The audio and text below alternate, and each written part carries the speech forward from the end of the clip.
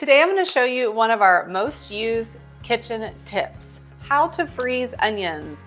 I have been doing this for decades, and people in our club and who follow us have been doing this for a very long time because it's a great way to save time in your kitchen. And if you hate the way that you cry when you cut onions, you only have to do it once, and then every time you cook, you don't have to worry about it again until you run out. Okay, so you can find this all the tutorials and everything you need to know about how to freeze onions in our post. We have that linked in the description below.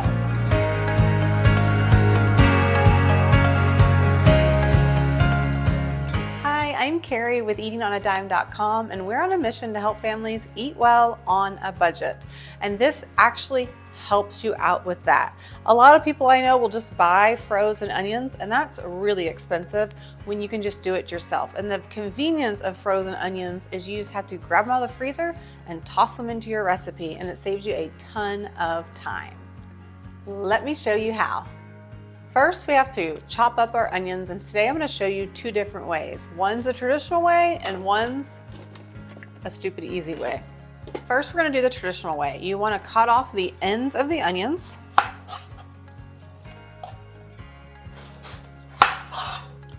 Then you want to cut it in half. Then you're going to peel off that outer layer. That looks kind of gross in the middle, so we're going to get rid of that. And then we're going to cut our knife lengthwise, but see how I didn't cut all the way through. And we're going to do this all the way down. And this is how you'll perfectly chop up an onion. Then you take your knife and you're going to go with the curve of the onion. Once that's done, that last piece, you're just going to continue to slice it and then turn it to chop it up. Now I'm going to show you the second way, and that is using this handy dandy chopper thing that I got on Amazon. I'll have the link for you. But it does like chopping and slicing, but it's really great because it will chop your entire onion quickly. So I want to give you my tip. Now, if you are interested in this at the end, we do have a link in the description for you. But let me move this over here and I'm going to show you. You're still going to cut your onion in half and cut off the ends. And then I cut it again into quarters. Peel off that excess like normal. Then you're going to come over here and you're going to place it and kind of just lightly push it down, like where it's diagonal, and then just push it through, and everything is already chopped up. You want to make sure that that quarter is, I just slightly push it through so it doesn't wobble. Look how fast that was. So I can cut, and I can cut 2 or 3 onions in the time it would take me to cut 1 onion by hand. After you're done chopping, you just need like a quart-size baggie. I'm gonna label it with onions, just so when it's in the freezer, I can tell what it is. And then we're just gonna fill it up. You do not have to flash freeze or do any of that.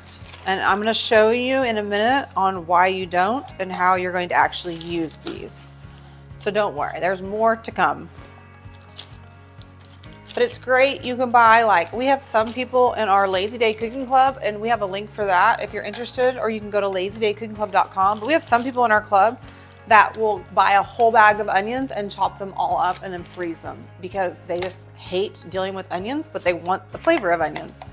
So you just do it once and not have to worry about it for a couple of months.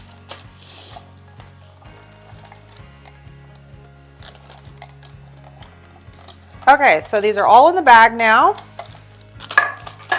I'm going to reduce some of the air. Don't stress out about it. It doesn't have to be perfect. So we just fold it in half. And then off to the freezer they go. Now when you're ready to use them, you just pull them straight out of the freezer. And if you find them, sometimes they'll be frozen hard. You just do a quick tap and they break apart into little pieces. And then you just open it up and here's all the onions, and they're broken apart, ready for you to throw in your crock pot, your Instant Pot, your air fryer, your skillet, whatever recipe you're making, you now have chopped onions. Now, I keep them in a big baggie and then I just kind of eyeball the onions, but some people that follow us actually will divvy them up by like a whole onion or by half an onion, but I don't do that. I just kind of eyeball it.